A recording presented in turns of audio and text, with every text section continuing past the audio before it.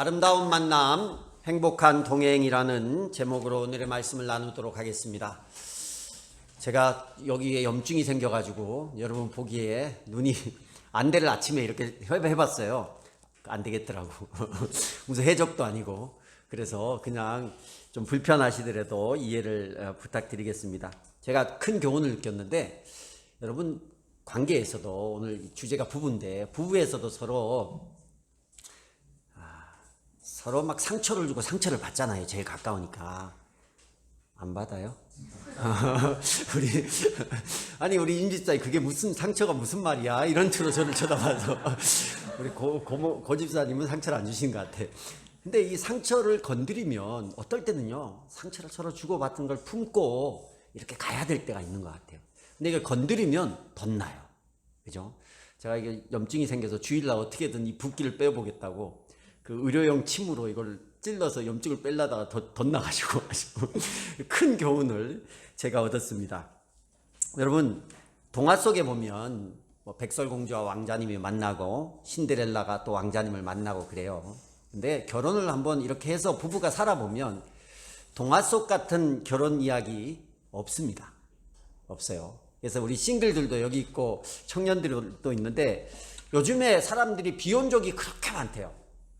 싱글로 외롭게 살 건가, 결혼해서 지겹게 살 건가, 선택은 둘 중에 하나라고 하더라고요.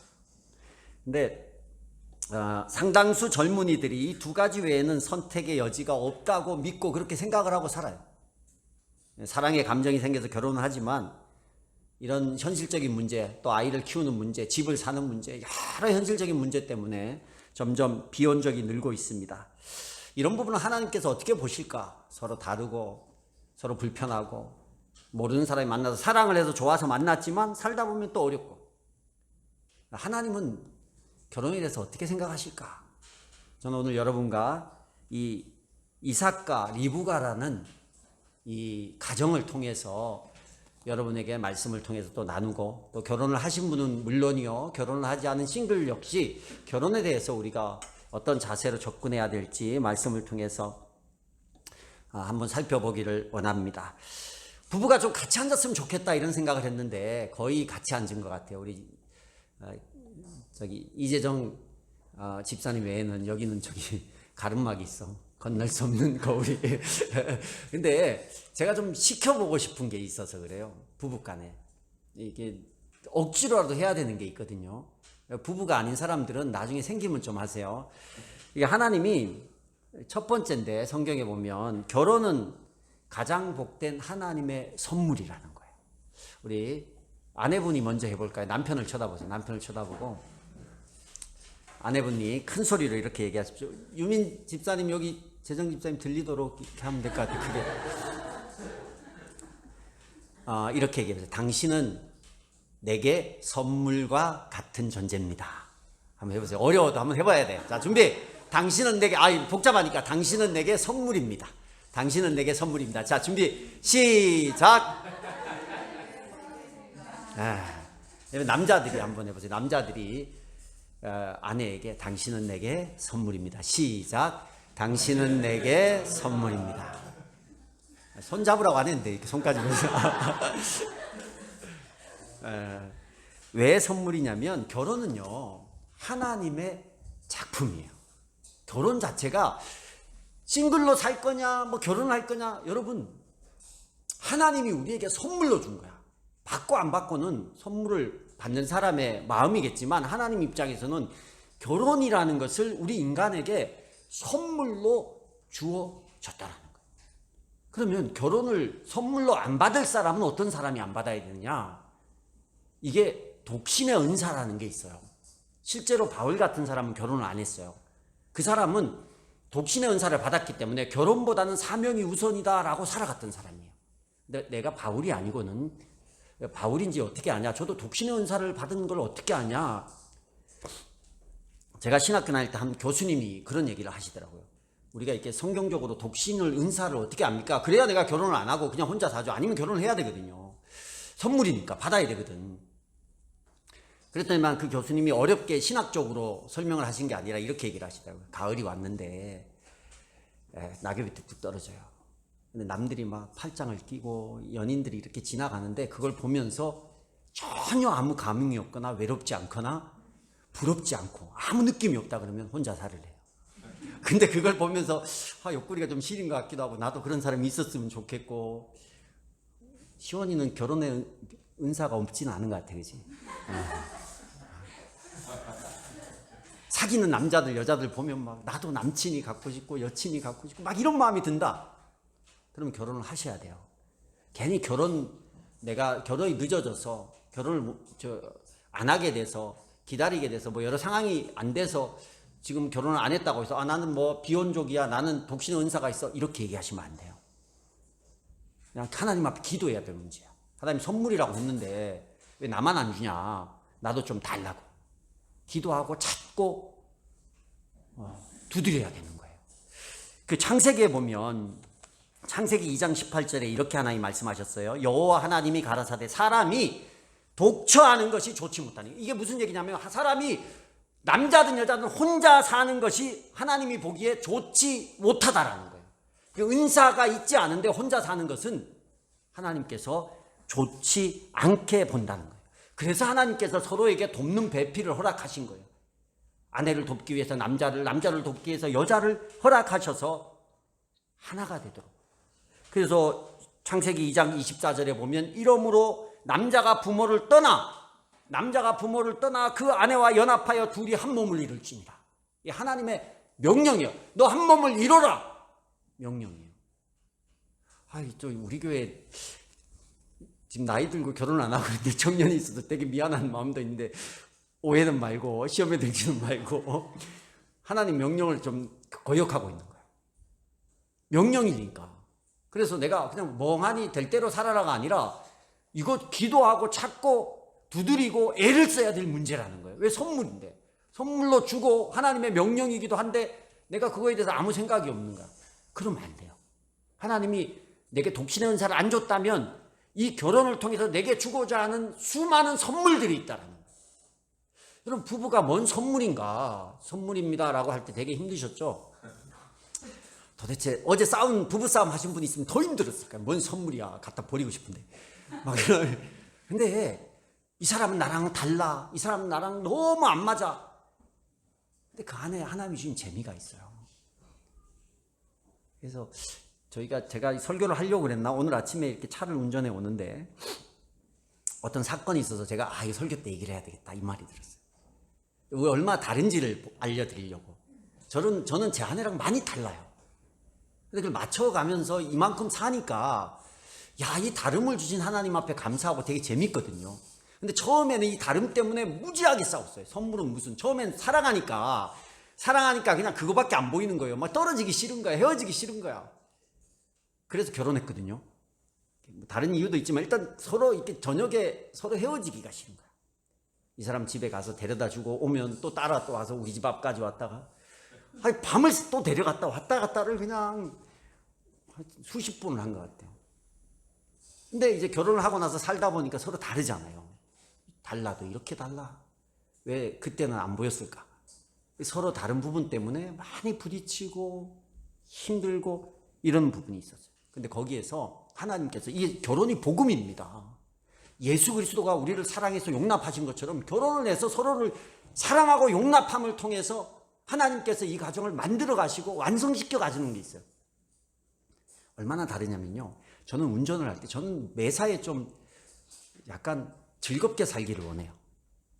목사가 좀 신중하지 못하고 뭐 사람이 저렇게 가볍나 그렇게 또 시험을 드시지는 마시고. 제가 그렇다고 해서 믿음이 없는 사람이 아니거든요. 가볍게 한다고 해서. 차를 비가 왔잖아요. 가는데 일부러 이렇게 좀 자연 뒷길로 이렇게 가면서 가다 보니까 도로에 이렇게 물이 고여 있는 거예요. 잠깐 물이 탁 튀면 얼마나 재밌을까. 그래서 일부러 다른 데로 간 게 아니라 이게 도로의 찻길이야. 찻길인데 물이 있으면 사람이 아무도 없었어요. 천천히 갈 수 있는데 물을 한번 튀겨서 이 해변가에 달리는 그 기분을 냈으면 좋겠다. 그리고 확 지나가서 물이 확 튀었어요. 근데 갑자기 사모님이 내가 비 올 때 얼마나 기도하는지 알아? 아들도 밤에 야간 운전하고 비가 오면 운전하기가 힘드니까 내가 얼마나 기도하는지 막 이렇게 좀 진지한 얘기를 하는 거예요. 근데 우리 딸이 옆에서 너무 재밌어 아빠 이런 거예요. 그래서 제가 그냥 그 얘기를 듣고 가다가 내 마음을 이해해 주는 것은 우리 딸밖에 없다. 저는 딸이랑 맞아요. 늘 즐겁고 행복하고. 사모님은 또 아들이랑 맞아. 뭐 다큐야 모든 게. 그래서 우리 팀인데 갑자기 진지하게 내가 비 오는데 얼마나 기도하는지 알아. 그러면서 야 다시 한번 다름에 대해서 느꼈어요. 느끼면서 그래도 좋지 막 이렇게 얘기를 하더라고요. 그래서 서로 다른 것이 전에는 싫고 힘들었는데 다르게 하는 것도 하나님이 그 안에서 좋더라고요.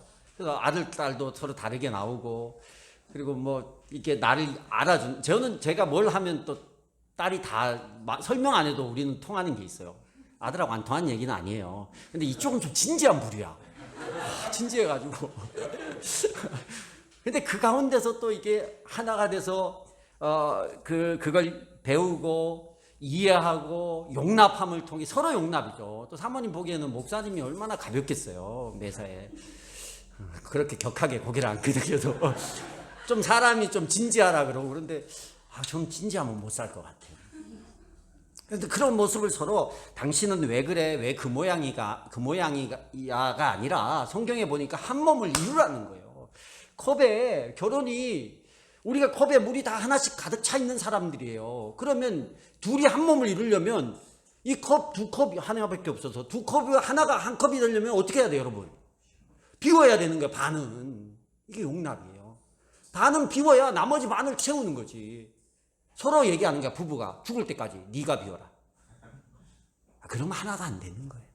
근데 이건 내가 되고 말고의 문제가 아니에요. 하나님이 우리에게 한 몸을 이루라고 명령했고 우리에게 선물로 줬기 때문에 비워야 되는 거예요. 의무예요. 의무.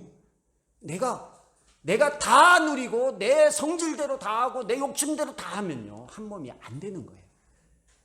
여러분 아내분들은 다 늘 내가 피해자고 내가 용납하고 있고 내가 참고 있다고 생각하시는 분들이 많이 계시더라고요. 남자들도 그러고 있어요. 근데 또 어떤 남자분들도 나만 참고 나만 양보하고 근데 남자는 좀 그래도 돼요. 왜냐하면 성경에 보면 아내를 귀하게 여기라고 그랬어요. 귀한 존재로 여기라고 그랬어요. 귀하게 여겨야 되는 거예요. 그래서 이 남녀의 어떤 차이나 이런 부분을 성경을 가만 보면 되게 재밌거든요.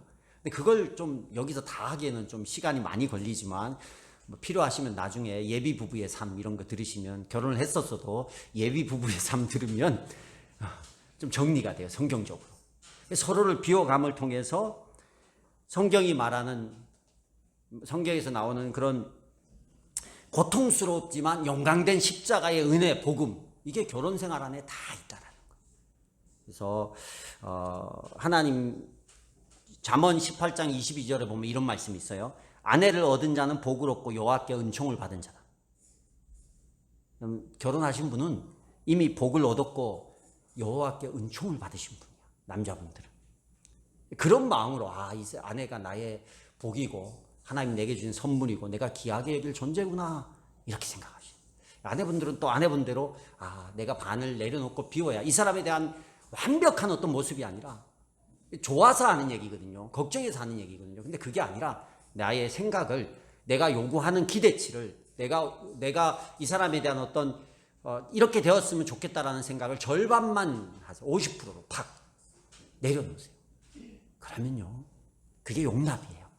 사랑하게 되고 이해되게 되고 이타심도 배우고. 이래서 결혼을 통해서 주시는 하나님의 은혜를 분명히 경험할 수 있거든요. 그래서 결혼은 나를 인격적으로 성장시키고 나를 하나님의 사람으로 세워준 기회가 되는 귀한 하나님의 선물이에요. 그래서 결혼을 사모하시고 이미 결혼하신 분들은 이 내 배우자가 하나님의 선물이라고 생각하시고 귀하게 여기시고 결혼을 생각하고 있는 분들은 기대하시고 갈망하시고 기도할 수 있기를 주의 이름으로 축복합니다. 두 번째는 모든 부부는요 하나님께서 맺어주신 거라는 거예요. 하나님께서 맺어주세요. 여러분 우리 남편분이 이번에는 아내분을 보면서 이렇게 한번 얘기해 봅시다. 당신은 하나님이 보내주신 사람이야. 네, 보면서 자 준비. 남편들 아내에게 당신은 하나님이 보내주신 사람이다. 자 시작. 당신은 하나님이 보내주신 사람이야. 이번에 아내분이 한번 해보세요. 아내분이 남편을 보고 시작. 여러분 하나님 장인 장모님이 보내주고 시부모님이 보내주신 게 아니라 하나님께서 선물로 주셨다 했잖아요. 그래서 하나님께서 이 사람을 나에게 보내주셨어요. 남편 어쩌다가 내가 지질이 복도 없이 이런 사람을 만났을까? 이게 아니라 이 사람은 이게 부족해 모자라 이게 아니라 여러분 그런 이 사람의 어떤 외모, 행동, 성품, 능력 다 내려놓고 진리가 뭐냐? 그런 사람을 하나님이 나한테 주셨다. 이게 여러분 하나님이 세상 모든 걸 주관하시고 특별히 하나님은요 남녀의 결혼 문제에는 적극적으로 개입하시는 분이에요. 관심이 있어요. 혼자 있는 게 너무 좋지 못하니까 하나님이 딱 보내주신 거예요. 세상에 악한 사람의 그런 나하고 안 맞는 사람일지라도 누가 보냈냐? 내가 그 사람과 결혼을 했다면 잘못 만났어, 잘못 결혼했어가 아니라 하나님이 나에게 보내셨어요. 그걸 만들어 가는 거예요. 바보 온달을 만든 사람이 누구예요? 바보 온달을 장군 만든 사람이 누구예요? 바보 온달이 바보로 만든 거는 자기가 그렇겠지만 바보 온달을 장군으로 만든 사람은 평강공주라는 거예요. 남편을, 아내를 멋지게 만드는 사람, 모자란 것을 멋지게 만들려고 하나님께서 서로를 이유가 있어서 맺어주신 거예요. 오늘 이 이삭과 리브가의 사건을 보면요. 뒷부분만 읽어서 스토리를 잘 모르시죠? 아브라함이요 늙었어요. 늙어가지고 이제 나이가 많아가지고 24장 1절부터 보면 자기의 모든 집안의 일을 늙은 종에게 맡겼어요. 시종에게 맡겼어요. 그래서 이 시종에게 얘기를 했는데 이삭이 결혼을 해야 되는데 배우자가 없다. 근데 당시 아브라함은 가나안 땅에 자기 고향 갈대아 우르가 아니라 가나안 땅에서 살았잖아요. 이 가나안에 있는 이방 여인 말고 내 고향에 가서 하나님이 내게 주시는 내 친족 가운데서 며느리감을 찾아와라. 근데요, 우리 여기 24장 7절 한번 봅시다. 성경을 폈으니까 7절. 그러니까 시종이 며느리감을 자기가 가서 아버지가 가서 찾든가 해야지 종한테 시킨 거야. 종이 며느리감을 내가 어떻게 알아봐요? 이랬을 때 아브라함이 이렇게 얘기합니다. 주 하늘의 하나님이 나를 나의 아버지 집 내가 태어난 땅에서 떠나게 하시고 나에게 말씀하시며 나에게 맹세하여 이르시기를 내가 이 땅을 너희 씨에게 주겠다 하셨다. 그러니 주님께서 천사를 너희 앞에 보내셔서 거기에서 내 아들의 아내 될 사람을 데려올 수 있도록 도와주실 것이다. 머나먼 타국까지 종을 보내면서 자기가 가서 골라야지 며느리를. 근데 시종을 보내면서 아브라함의 믿음이 있었는데 어떤 믿음이냐? 하나님 나를 이곳에 분도 하나님, 나를 통해서 민족을 이루게 하신 분도 하나님. 그러니 내가 믿음의 사람이니 나의 가족이 될 그 며느리를 하나님이 너에게 분명히 보여주고 알게 하게 하실 거다. 이 시종이 갔어요. 이 믿음이 대단해. 가가지고 갔는데 시종이 어떤 사람이 내 며느리감이 내 자기 며느리 아니죠. 자기 주인의 며느리감인지를 알 수 없었는데 기도를 했어요. 엎드려 기도하면 하나님 목도 마르고 광야에 왔는데 이제 아브라함의 고향까지 왔어. 기도를 막 하다가 하나님 그 마음에 감동을 주셨어. 어떤 감동을 주셨냐면 하나님 내가 지금 목이 마른데 여기 우물에 물을 기르러 온 여인 중에 내가 물 좀 달라고 할 때 나에게도 물을 주고 내가 이게 데리고 온 이 낙타떼에게도 물을 다 길어서 줄 그런 사람이 있다면 그 사람을 하나님이 내게 내 주인의 며느리로 삼을 여인으로 내가 알겠다고 이렇게 기도를 했어요. 자기의 마음에 감동 주는 대로 기도를 했어요. 기도를 하고 났는데 마침 여인들이 온 거예요. 시종도 하나님 아브라함이 이유가 있어서 그 시종을 보낸 거예요. 할머니한테 물 좀 달라고 그랬으면 큰일 날 거 아니야. 그래서 이 시종에게도 나름 믿을 만해서 보냈는데 온 여인한테 이렇게 저한테 물 좀 주세요 했어요. 근데 그때 한 여인이 쫙 와가지고 그게 누구냐? 리브가예요. 물을 길러서 시종에게도 물 주고 여기 낙타떼도 보니까 많이 지쳐 있는 것 같아요. 낙타떼에게도 물을 주겠다고 해서 물을 길러서 기도한 그대로 그 낙타떼에게 다 주기 시작하는 거예요. 다르게 기도했으면 여러분 시종이 다르게 기도했으면 어떻게 했을까요? 다 다르게 행동했을 거예요. 여러분 이게 착각하지 마세요. 나는 하나님이 나는 그렇게 기도 안 했는데 이런 사람 줬어요. 이게 아니에요. 어떤 식으로 기도했던 하나님은 이미 리브가가 이삭의 아내가 되기로 작정을 하셨단 말이에요. 그래서 그 시종에게 깨달음을 주시고 그렇게 만나게 하고 그렇게 기도하게 하고 그렇게 연결하게 했어요. 그래서 아버지한테 가서 허락받는데 이 아버지가 그럼 그렇게 하라 그랬어요. 며칠 동안 하면 나와 같이 있다가 데려가라고. 그리고 데리고 이제 며칠 있다가 다시 가나안 땅으로 아브라함이 있는 땅으로 이렇게 가는 장면. 그래서 이삭과 처음 만나는 장면이 우리가 오늘 읽은 이 장면이에요. 이삭이 보고는 자기 아내감이라고 리브가도 자기 남편감이라고 하니까 둘이서 이제 결혼을 하고 같이 살게 되는데 이 부부가요.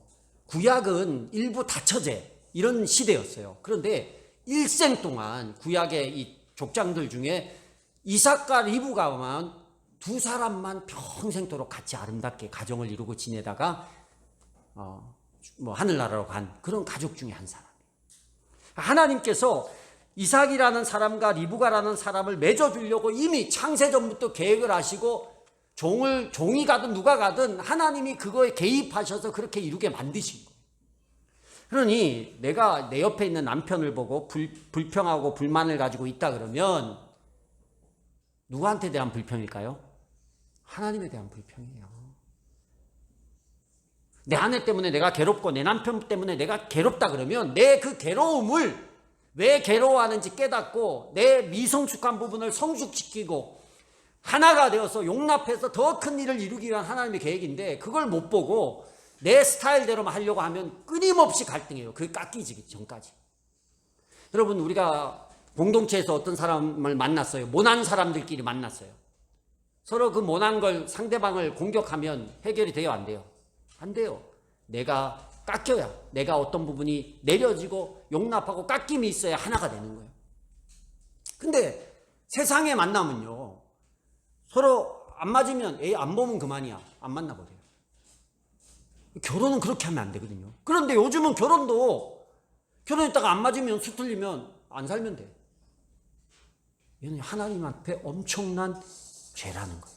성경은요, 이혼을 근본적으로 금지하고 있어요. 왜? 결혼이란 하나님이 맺어준 일이기 때문에 이혼이라는 것은 절대적으로 금지하고 있는 게 성경의 원칙이에요. 단, 예외는 존재해요. 간음이라는 예외 존재하긴 하지만 그러나 그럴지라도 용서와 용납이 먼저라는 거예요.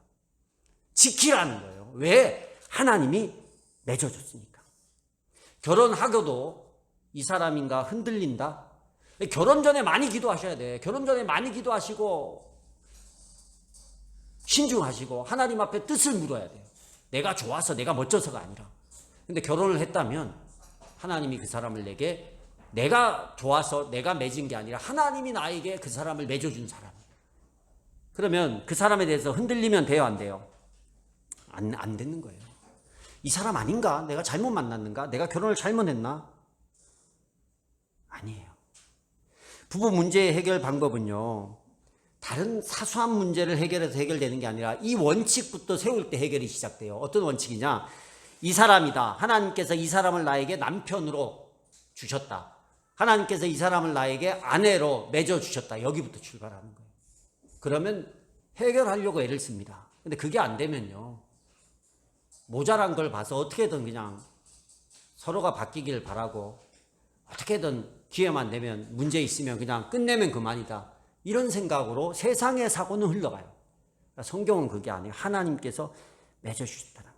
하나님이 맺어줬기 때문에 하나님이 친히 계획하고 친히 맺어줬기 때문에 어떤 어려움이 있더라도 하나님께 나와서 같이 답을 구해야 돼요.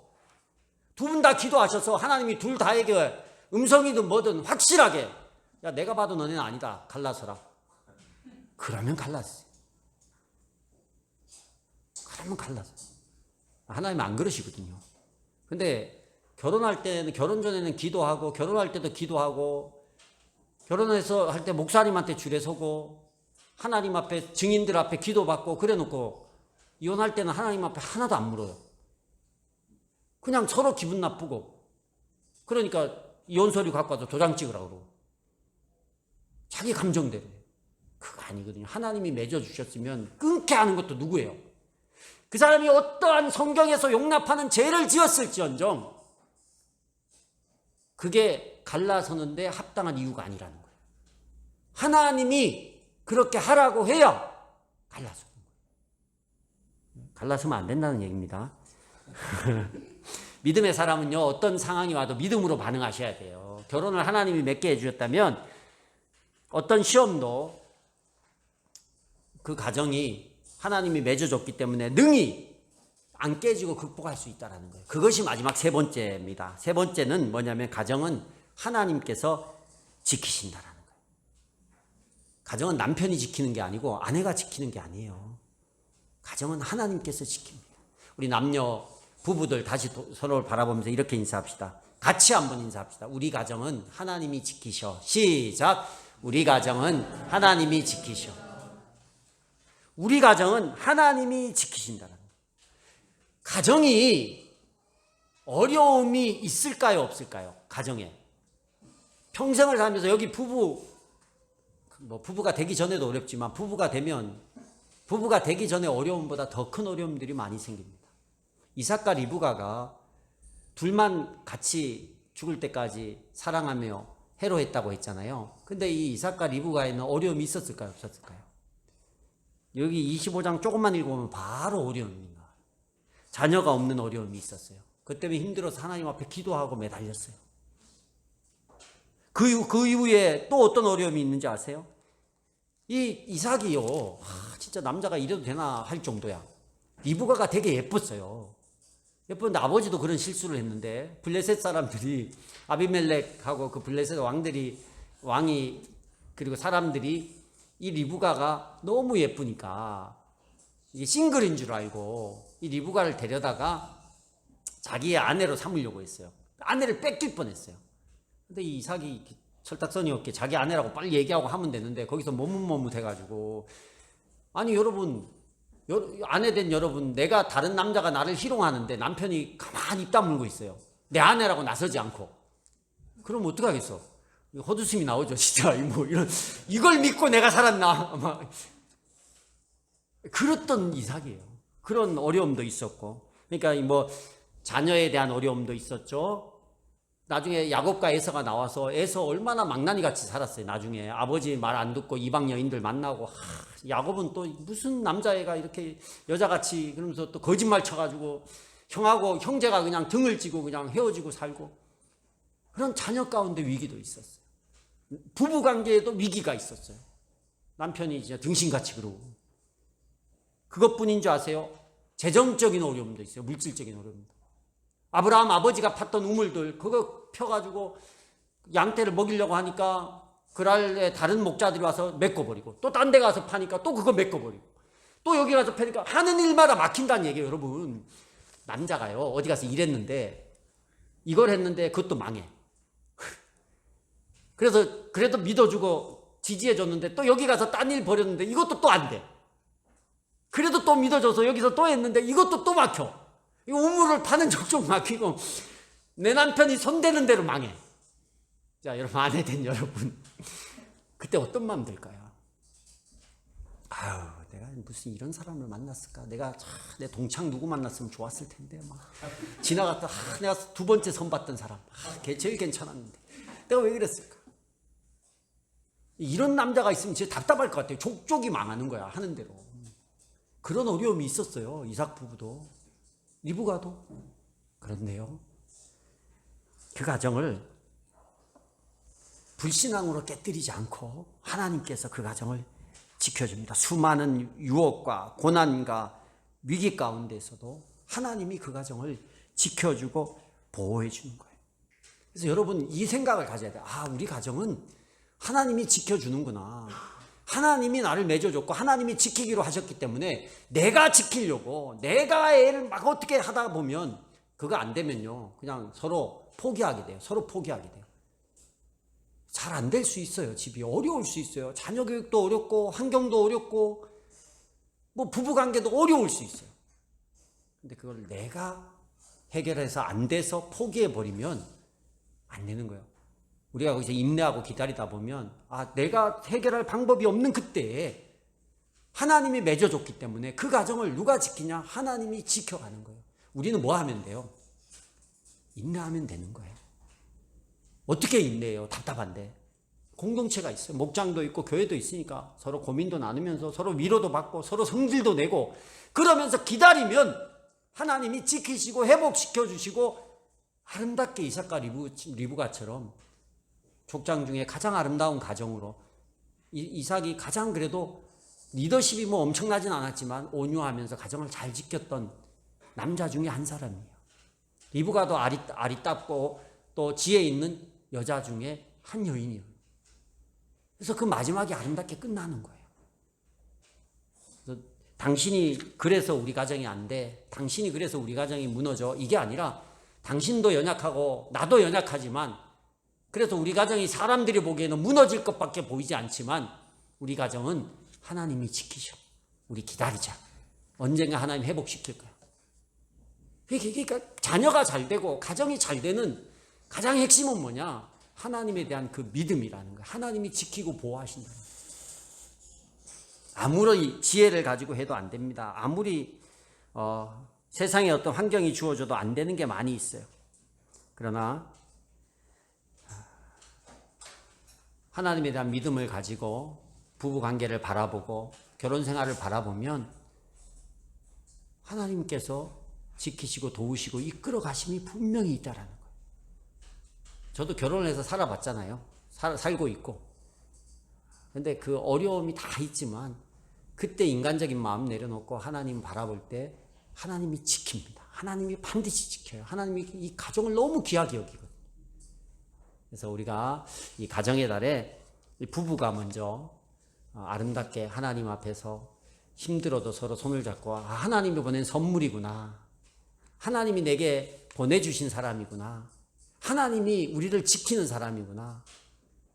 이런 마음을 가지고 부부간에 믿음의 가정으로 잘 회복하시고 또 결혼을 생각하고 있는 우리 초등학생들부터 우리 청년들까지 독신의 은사가 아니면 결혼을 위해서 더 많이 기도하고 사모하며 하나님을 또 안 된다고 해도 하나님이 때가 돼서 다 이렇게 하나님 맺어주니까 기도하고 기다리면 맺어주심이 있어요. 그래서 낙심하지 말고 하나님 바라보고 아름다운 가정을 꿈꿀 수 있는 우리 모든 지체들이 될 수 있기를 주의 이름으로 축복합니다.